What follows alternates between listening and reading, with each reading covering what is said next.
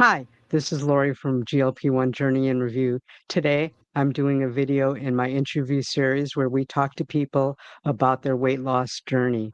Today, we have with us Adrian, and she's a GLP-1 user and also a former contestant on The Biggest Loser. We're going to talk about both. I want to start off by saying that neither one of us are healthcare providers. This is just what works for us. This is not intended for medical advice. If you are planning on a weight loss journey, I strongly advise that you check with your healthcare provider. So, Adrian, why don't you introduce yourself? Hey, Lori, thanks for having me. My name is Yeah. Adrian. I have been on a lifelong struggle with obesity, and it literally started when I was just a little baby. And I've tried everything from, you know, being just a excessive exerciser in high school to The Biggest Loser to low carb, keto, carnivore, marathon running. And really, the pieces came together when I finally said, I'm not going to listen to the narrative and I'm going to try a little GLP-1. But I've tried a lot. And I think that my story is proof that many people who are struggling, it truly isn't a lack of effort. It is not because of stupidity. It is not willpower problem. It is something else is going on. So let's talk about it. So, tell us about your actual weight loss, like at different times in your life. I added it up one time and I have gained and lost about 500 pounds in my life. Wow. And we're not talking the daily up and downs. We're talking massive amounts of weight loss, but then my body fighting me. So one of those times of the fighting was on The Biggest Loser. I lost 66 pounds on the show. I started out at like 230, got down to about 160. And then after the show, I bloomed up. I mean, my highest after the show was 330 pounds after hitting that high. And just I'm only 5'4", so that's a lot of weight on these little bones. I was always told I was big boned, but I had many DEXA scans. I'm not big boned. I struggle with obesity. After the 330, I started doing all the 5Ks, portioning out all your food, like going back Biggest Loser style. Lost 100 pounds on my own with my hard work. And then my body started fighting me. So I hit about 230 and I started going back up, even doing those things, even working so hard. I mean, anybody who can lose 50 pounds, anybody who can lose 100 pounds, you are phenomenal. You are hardworking. You are fighting your body. You are dedicated. And my body started fighting me. So that was truly my red flag of like, something is wrong. This isn't right. You should not be gaining weight when you're running 5Ks and marathons and tracking all your food and eating low fat and low carb and cutting all the processed foods out. Your body should not be fighting you. If you're doing that, is a red flag. Something is off. At the time, this was like 2012, 2013. The biggest thing we had was gastric bypass, and they were just starting, the sleeve was starting to become more of a thing, but they were saying that it just wasn't as effective and that really you needed that malabsorption. And to me that made sense based on the societal things that people were saying. And it didn't make sense to me too that I could be eating such little food and be gaining weight. So it seemed to me like my body was over absorbing food. I mean, we didn't have as much science as we do today. So to have some malabsorption made so much sense to me. Also, it felt like my stomach was the size of a 5-gallon bucket because I could eat and eat and eat and eat and eat. So changing the size of the stomach also made so much sense because it felt like my stomach was disproportionate and that it literally felt like a 5-gallon bucket, you know? So the gastric bypass made so much sense to me. And I didn't do it like some people do. I did it as I put everything forward, knowing that I needed to track my food, be very specific with low carb, low fat was my idea, because that's what we'd always been told, whole foods, and coupling it with exercise. So I did that. And every time I'm losing weight, guys, I'm always getting down to those 160s. And that's a part where my body's like, we're not going any further and we're going to push you back up. Starting at that, that was one of my set points. So I had the gastric bypass, and then after that, it's been such a struggle. In retrospect, I'm going to guess that I had already lost 100 pounds. My metabolism had already throttled down from that. my metabolic space was already struggling. Then you compile the gastric bypass, and now it's affecting your adrenals, your hormone signaling, and now you're having malabsorption, nutrient deficiencies.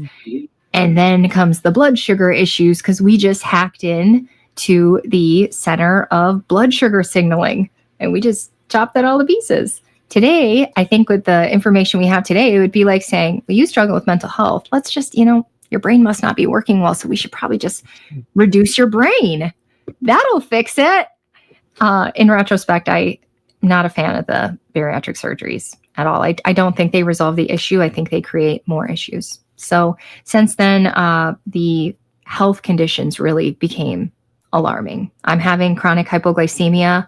I'm shaking, I'm sweating, I'm passing out. I can't really leave my home because I never know when this is going to happen to me. So when people say, oh, you just didn't stick to the diet. No, my life was in jeopardy. So if I didn't stick to zero sugar, low carb, and processed foods also affected me because they're so broken down that they go through your digestive system really quickly, which causes inappropriate hormone responses to those. Sorry, I'm a rambler sometimes. I'm sticking to the diet because if I'm not, I am chronically gaining weight and I'm having blood sugar issues that are life-threatening. I mean, people will have seizures from this exact condition that I'm struggling with, and it was chronic. It could happen every day. It was like a roller coaster that would affect you for days on end. Just one episode could affect you for a long time, taking out your hormones and your energy and your brain. So from 2013 on, it's been lower and lower and lower and lower and low carb, trying to figure out what exactly is triggering all this hypoglycemia. Because the thought was that it has to be carbohydrates, which it was, but there's more. I think you're frozen. Adrian! Always wanted to say that.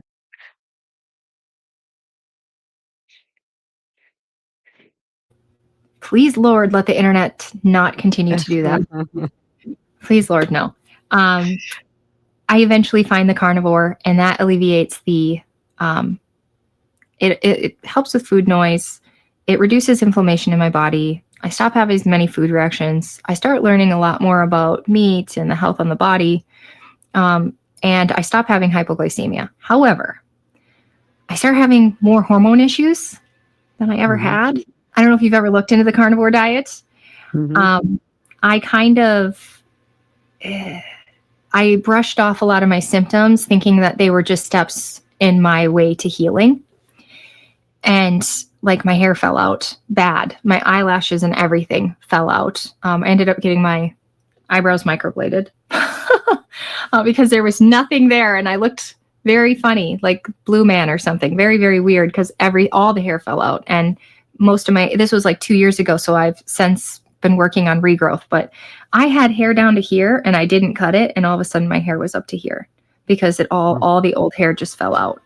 I started having issues with my sex hormones, issues with sleeping, and the brain fog, it knocked me into perimenopause where there was a 10-day period where I want to call it dementia because brain fog isn't a strong enough word.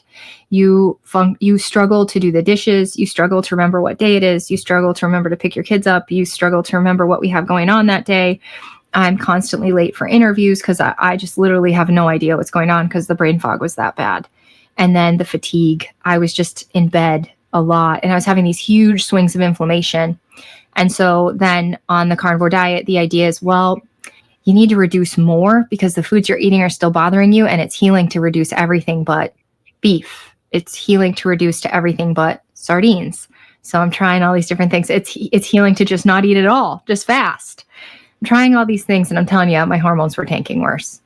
So I finally went and saw a new practitioner, got on some bioidentical hormones, got some thyroid. Didn't seem to be the ticket. Like I'm still chronically gaining weight. If I'm not walking 12 miles a day, tracking everything I'm doing and limiting it down to sardines or beef, I am gaining weight. You're measuring 2 tablespoons of cream in your coffee and you're gaining 8 pounds from 2 tablespoons of creamer. That doesn't make thermodynamic sense. So my body, was very clear to me, is inappropriately storing everything I eat. And it didn't seem to matter what it was, even if it was meat. Even if it was like the most reduced diet in the whole wide world, you're still having this chronic weight gain. And then one day, somebody I really trust, her name is Dr. Amy Horniman. She's amazing with thyroid and hormones. She came out and said, did you know about GLP-1? And I was like, sometimes I like to listen to things that give me cognitive dissonance because you just never know what you're going to learn. I actually love watching things that cause me cognitive dissonance because it makes me question my belief system and maybe I can learn something new. But this one was like, what is she going to say? You know, I don't know. We've seen all the people. They seem to be getting a little bit too skinny.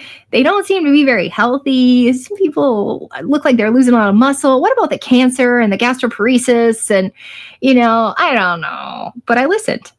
And she brought up a lot of good points. So then being who I am, I went and looked up counterpoints because I was like, there's got to be, she told the truth. And I don't know, your channel is growing really, really good. You're doing really good. But this is such a censored topic that it is hard to find good information. But I did stumble upon Dr. Tina Moore. Do you watch her at all? And she had such amazing information. And the thing that was like, had me, it was like 11 o'clock at night having sleep issues. And she said, what about my mold patients? And I've struggled with mold toxicity. What about them? Have you ever seen them try to lose weight? You ever seen them try to heal? It's nearly impossible, but you add a splash of GLP-1 and they feel so much better. So at midnight, I hit submit, send that to me. And I was pretty convinced, though, that when it came, I was still going to throw it in the garbage can.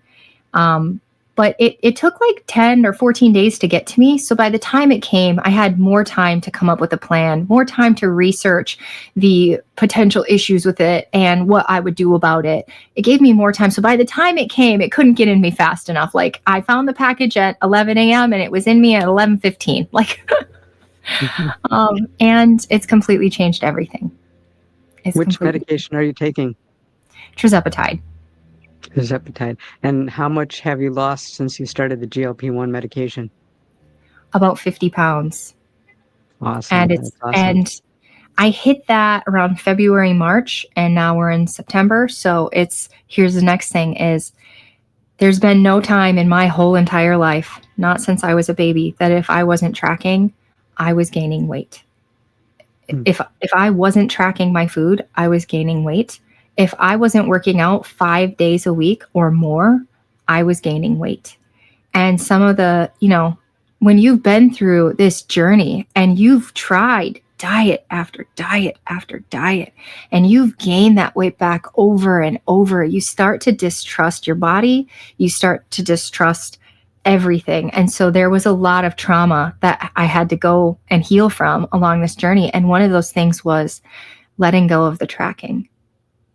And finally not gaining weight for the first time, actually having to slow down on my exercise because I was walking 12 miles a day and lifting 3 times a week. And finally, I was losing too much weight. So I had to slow that down, which to me is a great thing. I think we shouldn't be working out so much that we're stressing our body out. We should have natural movement, some lifting, but not this OCD 2 hours of lifting plus 3 to 4 hours of walking a day. It shouldn't be a full-time job. And for the first time in my life, it's not a full-time job. For the first time in my life, it's not me telling myself, nope, not time to eat, not time to eat, not time. You can do this. Or why did you do that? You should have made it to lunch. Why can't you ever make it to lunch? This is why you struggle with your weight. That constant noise is finally gone.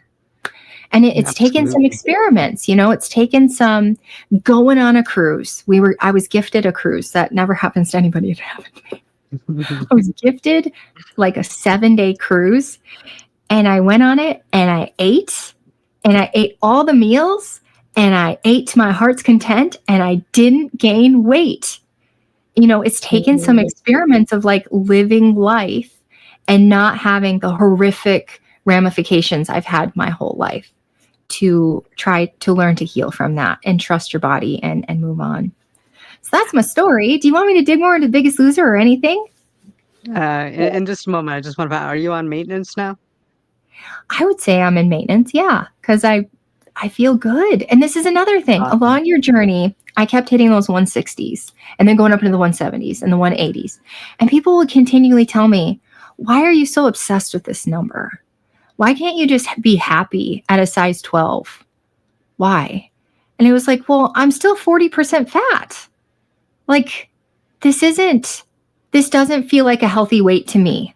And even on the BMI, that's still considered, if I'm like 170, I think that's still considered obese. I don't have the chart in front of me, but for sure overweight. And never in my lifetime had I ever been in a healthy weight range. Never in my life. The other thing was, because of all of the inflammation and the issues that I was having with this hormone communication problem, I always had a belly, always. And who wants to walk around with a pregnancy belly, not fitting into your clothes, always looking like it's sticking out over your shirt, over your pant top? Nobody feels good walking around with, I don't know, what do you call that? A fupa, a poofa, something, I don't know. Something like that. To have that slim down. So now I'm in the 130s. I range between 131 and 137. So there's a range. And we just let it be. And it feels like a good range. I feel great. So it wasn't about a number. Great. It was truly about getting to a healthy weight and being able to maintain it. All right. So let's dive into The Biggest Loser. Tell us a little something about that. So I was on season 3. I was 21 years old. If you go look it up, it's so shameful. So shameful. Every time I cried, they made TV out of it. As such a young person, I was battling these thoughts that I wasn't worthy unless I lost this weight. So that made you a perfect person for this show. And I just wasn't worthy. I wasn't lovable. I wasn't going to succeed in life unless I got this weight off. And I was in a mindset of, I wanted to succeed. And the succeeding didn't just mean winning 250,000. It meant to stop being an obese person for the first time in my life. And I wanted to succeed. And the way that the show is created is to make good TV. It's not to make people feel like they've succeeded. So what happened for me was the first day we find out they brought 50 people, one from every state. And I represented North Dakota. And that first day, they sent 36 of us home. And that, to me, just like destroyed my soul. And learning later on, I do a series. If you go to Adrian K. Gledhill. Hang on one second. I got a problem with my computer. There's something else running in the background.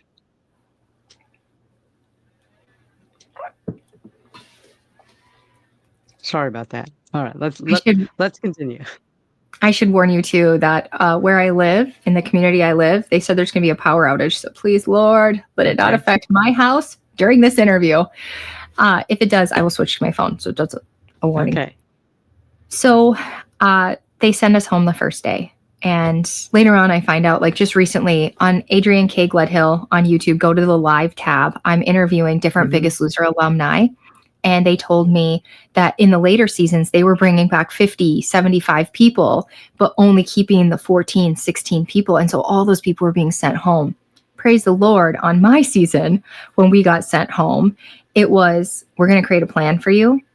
And if you lose the most weight, you get to come back. So my plan was, I had Dr. Huizenga. He was on this documentary they just had Fit for TV. A nutritionist named Cheryl, and a psychologist. It was a woman. I can't think of her name. And we had group coaching calls every week. I believe we had one-on-one calls as well.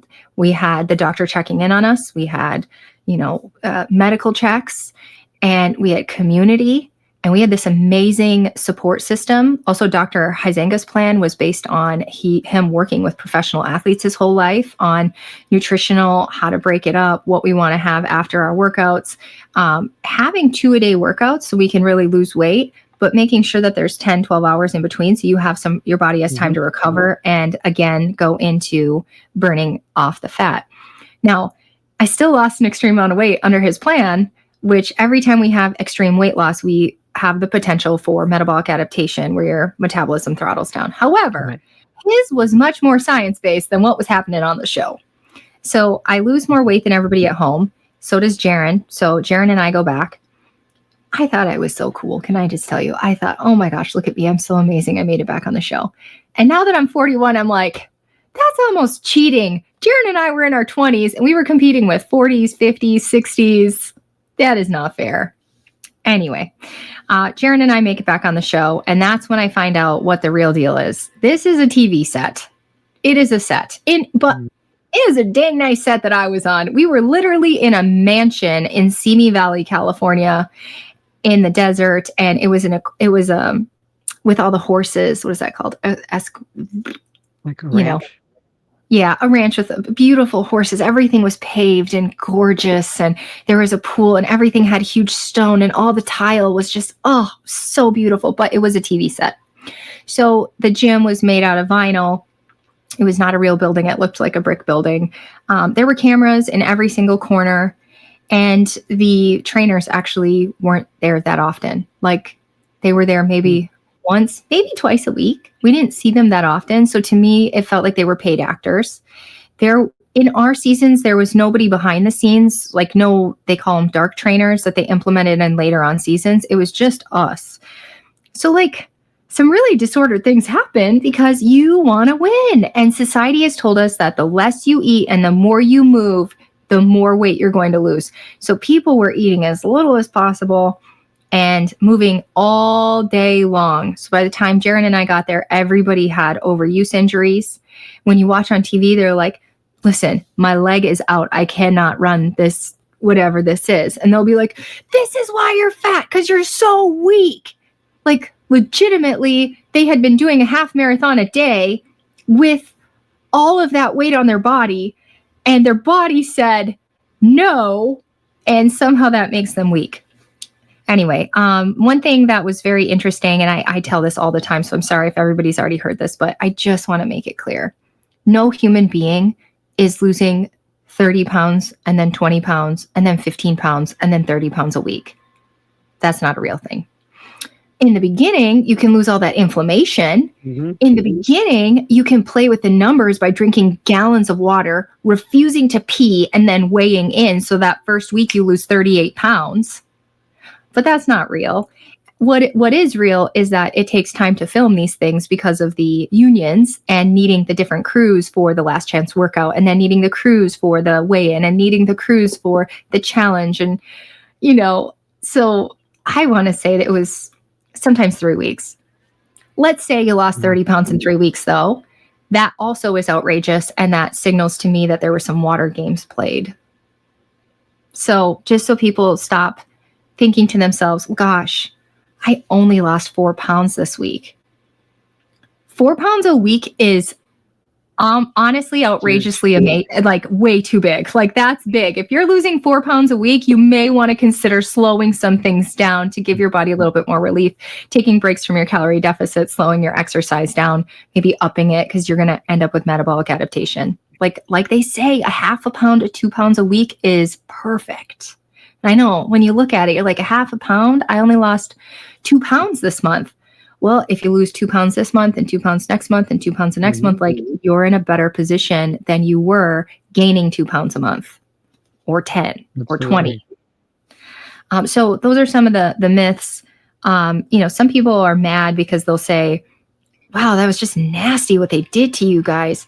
But the truth of the matter is, people ate it up, first of all. Secondly, people believed, including myself, that that's what we needed to overcome this. That's what America thought. They didn't come up with this. In fact, people were doing whatever they wanted to do to try to win. It's not necessarily that the producers were like, hey, today you only get 200 calories, or else we're going to make you look terrible. That wasn't happening. It was honestly, you talk to anybody on my show, on the live show, it was a choice of what you were doing. And people were choosing to try to win. And to do that, to keep up with the other people who were doing disordered things, you kind of joined in with them. So Dr. H, when I joined the show, he said, I don't want you to do this. This is going to derail you. This is a bad idea. This is not good. I wish you weren't going. And he said, you need to stick to my plan. And the second I got on set, the trainers were like, yeah, you either join our plan or you're going to look really stupid and you're going to be alone. And you're already alone. You're already sequestered from your family. That's another thing people don't realize. So if a week is actually 3 weeks, how long are these people gone? 5 months from their family. and they're friends and they don't get to talk to them at all, you know? And maybe you're stuck with people you don't even like for 5 months. I mean, it's a really long time. And then you're extinguishing all those fat cells. You're malnourished. You're under eating. You're over exercising. Like, it's no wonder it made great TV. On the bright side, to give it a bright side, how can you watch that and not feel like inspired? Like, this is possible. It is possible to take charge of my health. And maybe the methods being used weren't what we want to use, but it did show the possibility that you could take charge. And so I do believe that is a good message.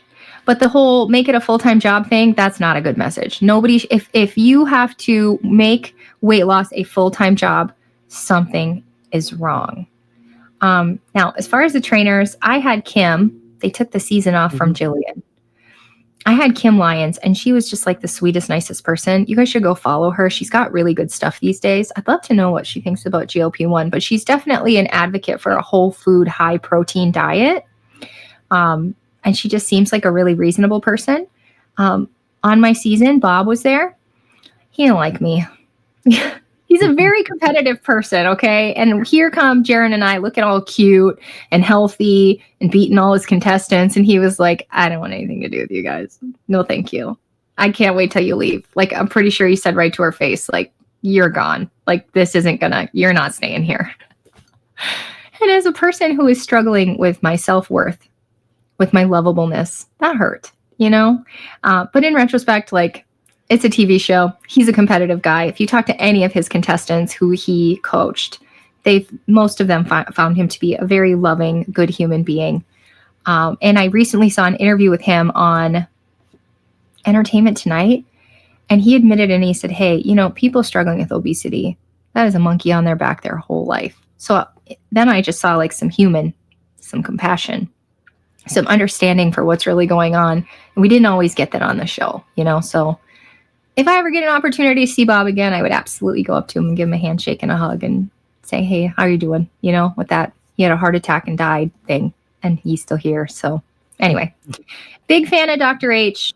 The trainers were paid actors. I don't know if that's, you know, it's not something that we should be like horrendously upset about. It's TV. The whole thing was a set. They had us up really late at night to do the filming. We were literally in the middle of the desert in the summer. So we'd have to turn all the fans off, all the air conditioning off to do the filming so that it didn't have a lot of interference with the microphones. So we'd have to be up till midnight, 2 a.m, doing our filming, doing our interviews, doing our stuff. So it wasn't really conducive to healthy. It was very much a TV show on a set. Some good memories. Go ahead. What would the Adrian of today tell the Adrian about to start and applying for The Biggest Loser? What advice would she give herself? Ooh, that's a good one. If I could go back and give myself a hug and tell myself, you are so lovable and wonderful. And don't doubt that for a second, that you are about to have the most amazing life. And there's going to be times when you're going to think that you are screwed, but you're not, and you got to keep going. If I could go back, I would still absolutely do the show. I would still re-enter the show at the time when I re-entered the show. If I could do that differently, I would brace myself. I'd put my hands on my shoulders and I'd go, listen, they're about to totally screw you over. It's going to make really good TV, but don't be offended. Like, they are intentionally trying to get you out of the show, and you just need to breathe through it and just accept the TV show. Not again. Okay, good. Then I would not tell myself that life is about to get very, very difficult, because Adrian needed to go through that. Adrian needed to gain all that weight. Adrian needed to get into a very bad relationship because Adrian needed to have those 2 beautiful children. So I wouldn't redo that. It's just a lot of lessons are about to be learned, girlfriend. One thing that I wish that I didn't have to learn the hard way is cross addiction. And when I went off of the show, between the show and the finale, I went back to college and I went back to drinking with my friends. It took time. Like, I didn't just come out the gate and be like, let's bring it on, bring the beer over. But eventually I caved back into my college lifestyle, and it just really wasn't helpful. It was very, very destructive, and it inhibited poor decision making, not very good grades, horrible for the weight loss. So I wish I could have come to removing that from my life a lot sooner. But eventually I did have my kids, and I was like, we're not going to have this around my kids. And so eventually I did.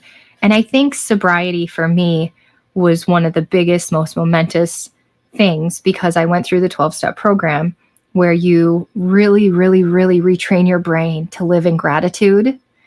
You retrain your brain to see your part in things. And that can be a really tough pill to swallow, that in all of your misery, you have a part in that, whether that part is deciding how to react, whether that part is that you did something that caused this cascade of misery.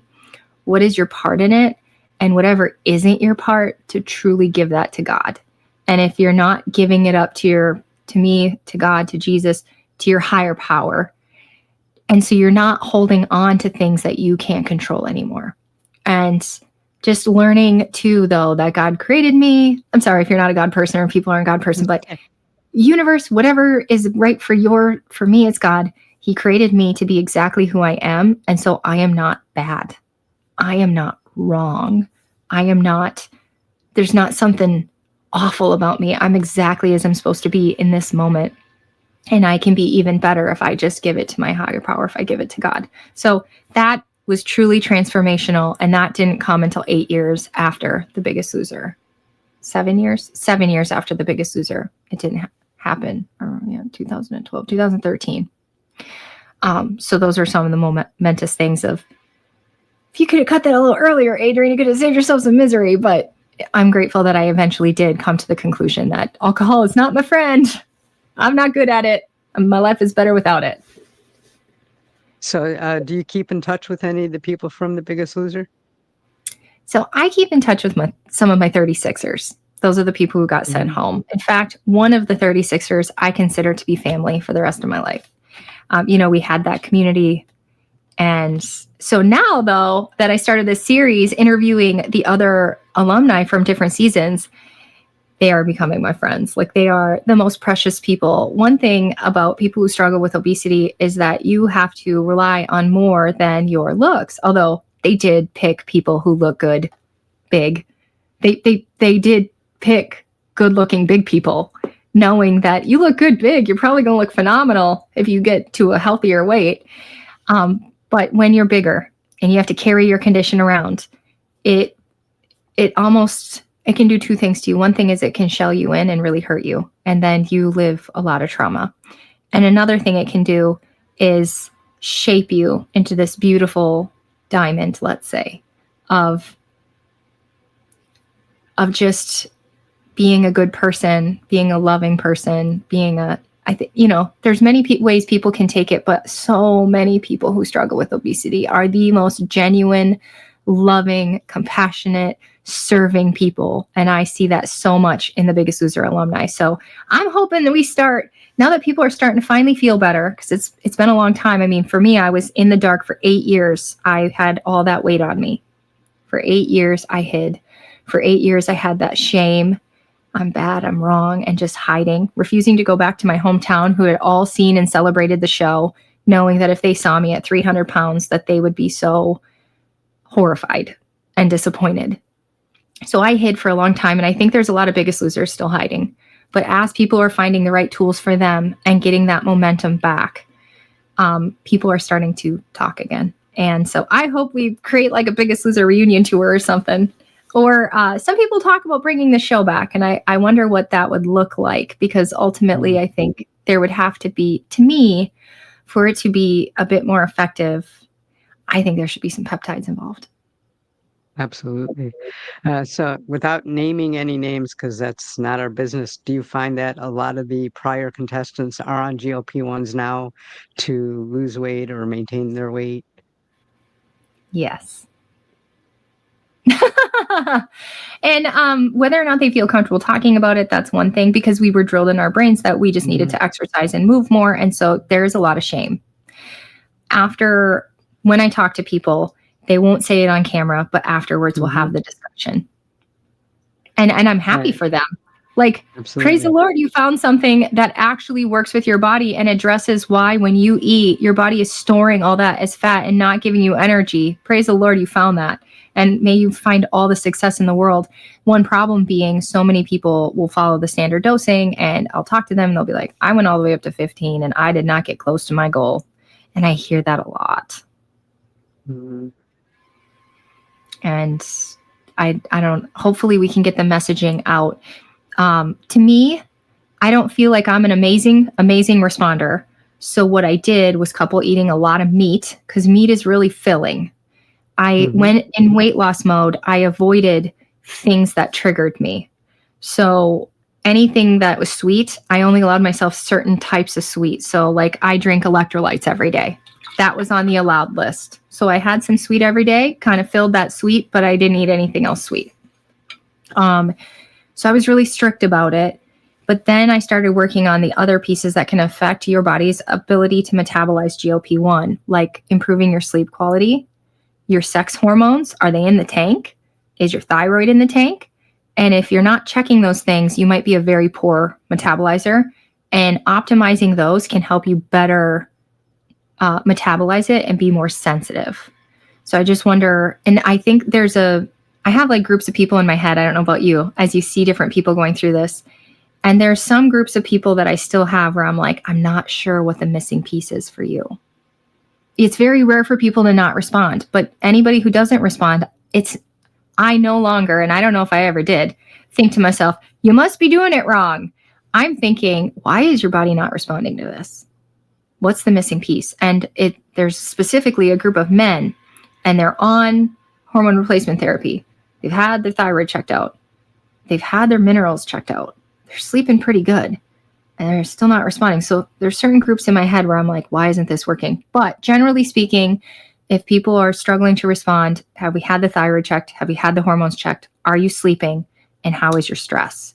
Because those affect your metabolism of this. And how much alcohol are you consuming? Just because alcohol isn't for me doesn't mean it's not for everyone. It's just I'm not good at it. But maybe you are, but maybe it's inhibiting your ability to metabolize GLP-1. Absolutely. So what does a day in food and exercise look like for you now? So today in maintenance, I feel like I'm eating whatever I want. So, but keep in mind, I'm a rigid human being. Okay. So to me, that means cooking eggs and butter and having some sausage and cheese for breakfast. For lunch, literally, I am so lazy that I just have like a stack of sardines and often canned salmon right here, and I'll eat like 2 cans. So there's this salmon from Trader Joe's. Everybody's got to try. It's in a pink can, and it's smoked salmon with olive oil. And I don't have it right here because I ate them all. So I'll eat 2 cans of fish often for lunch. And they're literally sitting here, not because I'm trying to sell sardines, but because I'll just, for dinner, we are eating beef, a lot of chicken. I have added, this is going to horrify my carnivores, but I have added some rice. I have added fruit like grapes. I've added, I've had some watermelon and it was okay. Blueberries, strawberries. What else have I added? I have loosened the rein on, I used to always eat something that was whole food, but I recently ordered like from Costco, these protein coffees that are pretty clean. The only ingredient in there that's like, is gargum, which I don't think gargum's the end of the world. It's not like the worst thing ever to have a little gargum in your protein coffee. I do drink coffee every day. Like every day, the same thing happens. I fill the cup and it's just a ritual that I get to have that warm, sweet, creamy coffee. I actually started using coffee creamer that has actual sugar in it. Like this is Chobani. just the Chobani pumpkin spice. And I'm trying to see if my body I feel like it would be better for me now that my hormones are regulated to have real sugar versus sucralose, which is my go-to. Prior to this, I could not have sugar. So I would have liquid sucralose, not the kind that's bound to maltodextrin, because maltodextrin is highly glycemic, but liquid sucralose. And I know some people aren't into the sucralose. I'm not even 100% sure if I am into it, but it doesn't upset my stomach. It doesn't affect my blood sugar, and it tastes really good. So being that I'm so clean, with eating eggs and beef and fish and chicken, to have a little sucralose is my not as great thing. I feel like I'm still doing pretty darn good. What else do I eat? I recently tried for the first time in my life a Built Bar. It was pretty good. It was a little too sweet for me, but so I'm trying to expand what I eat, but also show my kids that expansion, because the lesson in our home for years has been, I'm going to get sick if I eat something besides meat.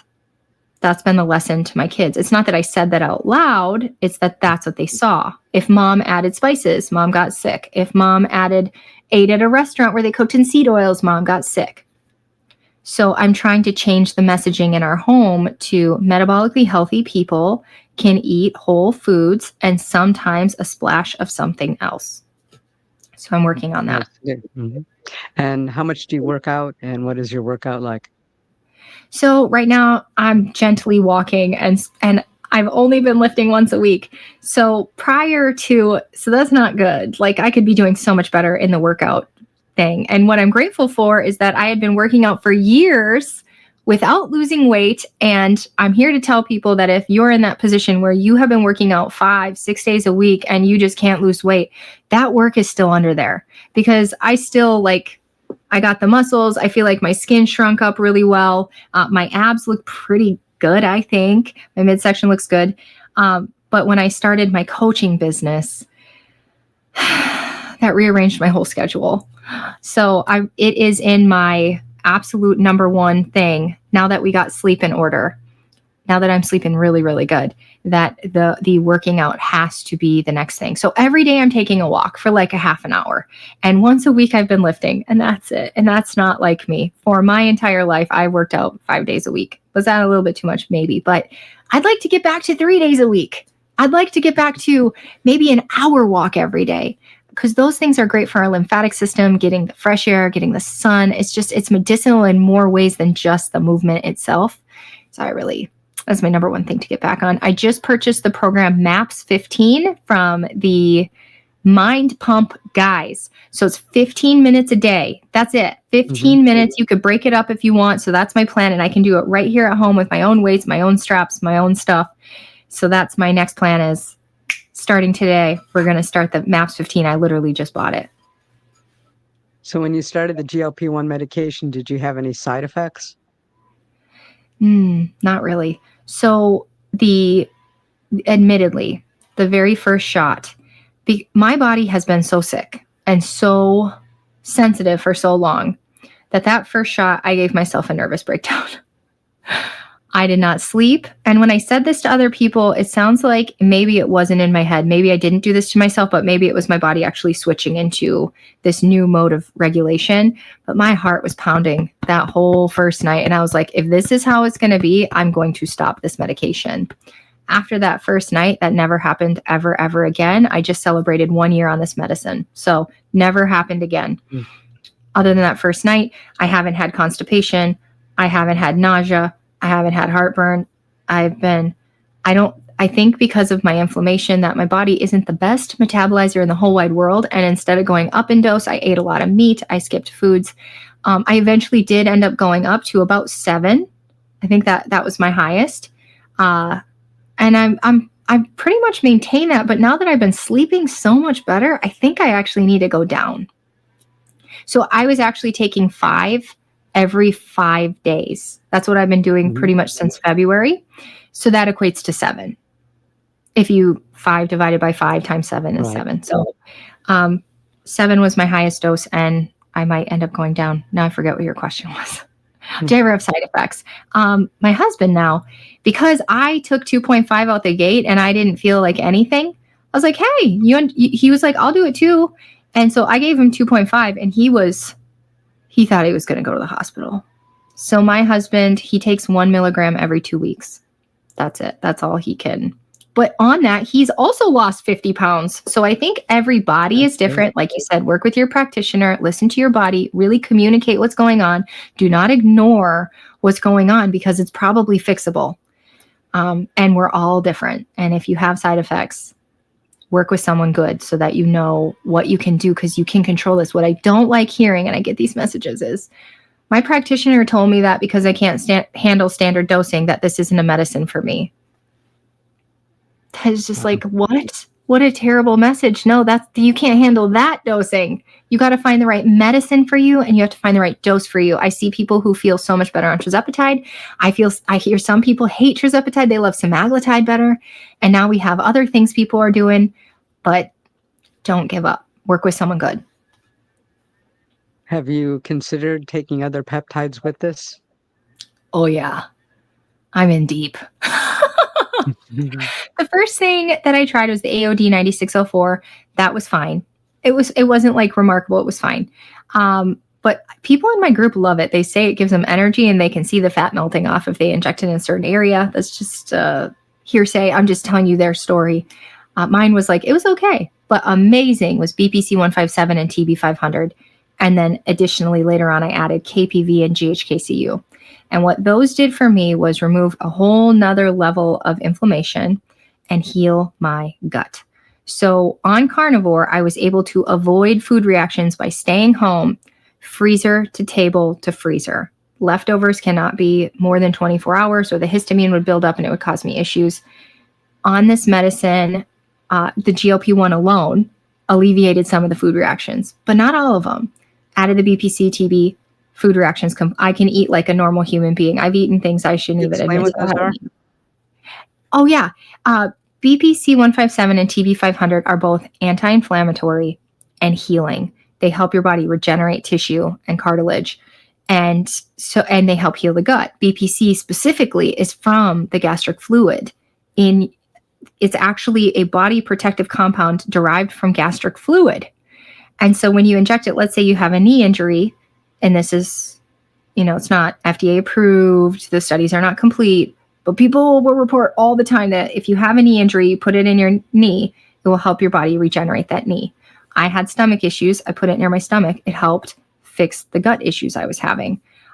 It seems to help people with their back, with their elbow, with so many things. It's absolutely amazing. People will be in chronic pain. They will start BPC 157 and TB 500. They work really well together. They're derived from different sources, but they work very synergistically and they both help with the inflammation and the healing. But people will report all the time their pain is gone, their tinnitus is gone. They're absolutely amazing. Other things that I absolutely love, I just started C-Max. You can get it nasally or you can get it injectable, and it really helps rekindle the pathways in the brain. And it's amazing. It's not energy, but it is energy. And this conversation we're having is thanks to C-Max that I took yesterday. As a person in perimenopause, and then we have a lot of people in my group who are in menopause. Most of the people I work with are in menopause. The brain can really struggle as the hormones lower. And the C-Max just helps regenerate that brain, light that brain back up. It's absolutely amazing. I could go on and on. I think peptides are phenomenal. I'm excited for the world ahead of us. I recently lost my grandma, and I so wish that she could have had these things. And I'm grateful that we live in a time where we get to have them. And I only hope that people learn more and more about them and they stop the censorship.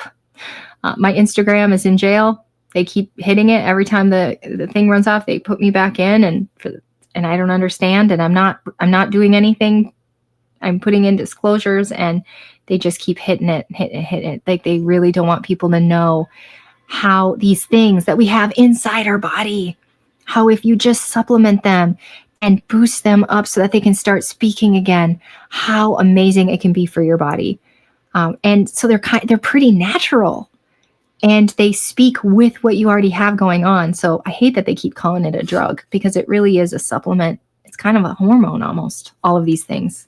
And I don't know if you've heard of the bioregulators. Ooh, Explain. bioregulators are in the same family. Peptides are super long, bioregulators are super short. Peptides are being synthetically derived, but they originate often animal. They originate often from our body.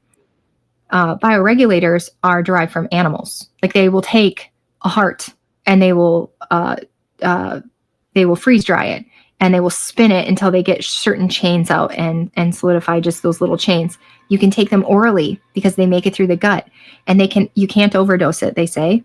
And it can help, like, let's say, bring your pancreas back to homeostasis, bring your heart back to homeostasis, bring your prostate, help your we don't have those, but there's a really good prostate one, and it's just very hopeful that we're finding these natural compounds that can help our body speak again.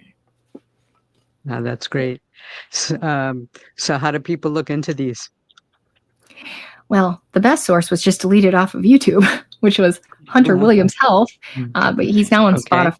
I think Jay Campbell, he's got some stuff. He's a really great guy in real life, but sometimes he's a little aggressive on the YouTube. So just brace yourself that you need to be strong and listen to his type rhetoric. Both of those guys are kind of gym bros. You can come to my channel. We talk about what we're using in our group, Adrian Hill. But it's actually it's going to be linked in the description, just so everybody knows. All her information is going to be linked in the description. It can be really hard to learn about these things. There is thepeptideuniversity.com, but I think it's $20 a month. But the Peptide University even has a AI, a peptide AI. Because if you go into ChatGPT, it's going to give you some stuff that isn't necessarily helpful. But ChatGPT can be kind of helpful. But the peptideuniversity.com can be, I think, a pretty good resource for people. Good to know. So what is the best thing that you learned from being a contestant on The Biggest Loser? The best thing I learned was anything is possible. I think they said 200,000 or 250,000 people applied for my season. And I had a dream, and God said, you're going to be on the show. And so I believe in the dream thing quite a bit, actually. I know that makes me sound wacky, but I had this very vivid dream, and then I made it on the show. And to me, that told me anything in the world is possible. You don't know. Like, if Adrian got picked, why couldn't you be picked? Like, there's nothing special about me, but it just proved to me that anything in the world is possible. And that comes really, really strongly in someone who grew up very, very poor, and somebody who my mom left and I was with a single dad, and, I wasn't pretty. Nobody's teaching me makeup, and there wasn't a lot of nurturing, and I was picked on for being fat my whole life and told that I'm nothing by so many people in my life. I was told I was nothing. And to then learn at such a young age that anything is possible, anything. And then number two thing that I learned was I thought that if I just got skinny, that everybody would love me and respect me. And so I lost that 66 pounds, and I learned that I didn't love me. It was me. It wasn't coming from me. And honestly, it took until that 12-step program to actually really embrace that I am lovable, and we all are lovable exactly as we are, exactly imperfectly as we are. And so I'll be forever grateful for those two things, knowing never, there was a time in my life when I was 330 pounds. I was married to someone who was very, very abusive. I was poor. I felt like I was stuck in mud. It felt like I was wearing a cement suit every single day. And I literally kind of was at 330 pounds. And I thought, this is going to be my life. And it didn't seem like this is what life should be like. And you felt like, well, how on earth could I ever get out of this? And somehow, don't give up and keep pushing forward and keep working your best every single day, because anything is possible and you are never stuck. Have you heard anything about the new GLP-1s that are going to be coming out in the next 6 months to 1.5 years? I think cagrilintide is absolutely fabulous. Tirzepatide alone never gave me that much relief. It gave me some relief, but it didn't give me like overwhelming, amazing relief. I have tried cagrilintide, and it is phenomenal. Even in just little tiny doses, it's phenomenal. I do not suggest anybody take full doses of this and full doses of this and full doses of this. No, got to look at it as a whole picture and that you don't want to burn out your receptors. But so I tried just baby doses of cagrilintide on top of tirzepatide, and it was amazing. I've also tried retatrutide. And I don't know, this is probably forbidden talk. I'm sorry. I hope I don't get your channel tanked. But retatrutide is also amazing. I had been stalled for months. All I did was add a little bit of like a low dose. A microdose is technically 1/10 or less. I wasn't 1/10. I was pretty close to that though. Low dose, very, very low dose retatrutide. And I changed nothing else. And over 4 months, I lost 10 pounds. Crazy. So that is some powerful stuff. Those are the ones I know of. So what advice would you give to somebody that's considering a GLP-1 medication or just starting?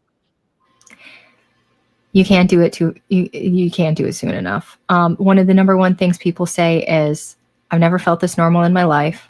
What took me so long? I mean, I don't know of a single person who's regretted it.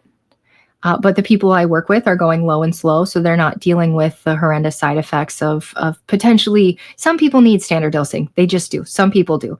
But a lot of people don't, and then they don't feel good. And so I don't work with a lot of people who are in that position. The people I know started low, went slow, and they're feeling amazing. And I mean, I get messages every single week. I'm at goal. And the people I work with have been keto and carnivore for 5 and 10 years, and they never got to goal. And they go on a low dose GLP-1, and I get the message every week. I'm at goal. So what are you waiting for? When you were on carnivore, did you feel healthier? I mean, because you're missing a lot of the so-called food groups and so forth. I definitely saw a lot of benefits. I saw a reduction in food noise, but it came back. If that's you, that's an indicator that you're having a GLP-1 deficiency. The receptors are not reacting properly. There might not even be letting the GLP-1 properly through your gut. I saw skin issues go away. Chronic constipation went away. There were times when I had so much energy that I was walking 12 miles a day. There were times when I looked so good. But then as I look back at my stories, I was either looking really good or I was looking really, really rugged because it was affecting my hormones. People aren't going to like this because you feel so good when fiber is blowing up your guts and you're having digestive issues because of fiber. It's hard to tell people, listen, maybe it was the wrong fiber and you need a different type of fiber, but I do see the benefit of the fiber. I think part of the reason I started having hormone issues was because I wasn't eating fiber, which helps detox excess estrogen. And I think if we're missing some of those plant compounds, we're missing a circadian health piece because the plants we eat signal to our body as well. They also bring in the vitamin D from them being in the sun. And I think we are missing a piece. And I hate to say that because I love my carnivores. Like the best part about carnivore is the community. That is the best part. If carnivore is working for you, you got to do you, boo. And I am here for it. And I love you. And I'm so excited for you. If you're seeing issues, don't ignore them. It's not part of healing. Your body needs something else. So any closing remarks, statements, anything you want to say? Lori, I love what you're doing. Keep doing it. If there's any way I can support you, please let me know. And everybody who's watching, keep supporting Lori. Keep liking and subscribing to her channel and sharing her videos because they're awesome. She's getting awesome people on here. And I just really appreciate the opportunity. So thank you. I appreciate you taking the time. Thank you. I want to remind everybody that this is not medical advice. We are not healthcare practitioners. And all of Adrian's information will be linked in the description. So when you're done over here, please go over to hers and like, subscribe, watch. There's lots of good stuff there. So again, thank you very much. Thank you for giving me the time. And that's a wrap.